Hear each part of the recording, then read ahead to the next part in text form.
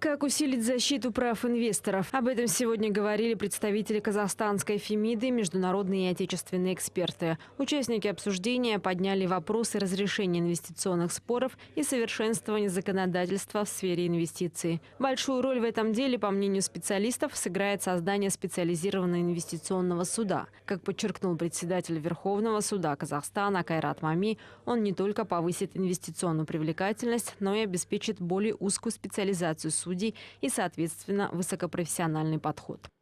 Субъекты бизнеса стремятся дойти вплоть до Верховного суда.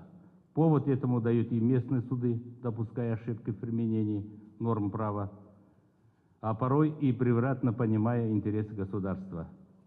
С другой стороны, нередко решение суда оспаривается с единственной целью – заручиться постановлением высшей судебной инстанции. В результате уходит время, теряется экономический эффект инвестиций. Полагаем, что создание специализированного суда и коллегий в Верховном суде, сокращение порядка пересмотра судебных актов значительно ускорит окончательное разрешение инвестиционных споров. Эксперты также предложили внести изменения в экологическое, налоговое и административное законодательство, которые исключили бы тройную ответственность недропользователей.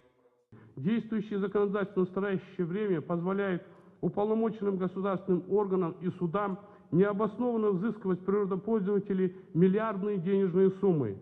Эти взыскания по существу носят конфискационный характер и не способствуют улучшению инвестиционного климата в стране. В Атырауской области только с одной компании каждый год взыскиваются сотни миллионов долларов в результате действия тройной ответственности.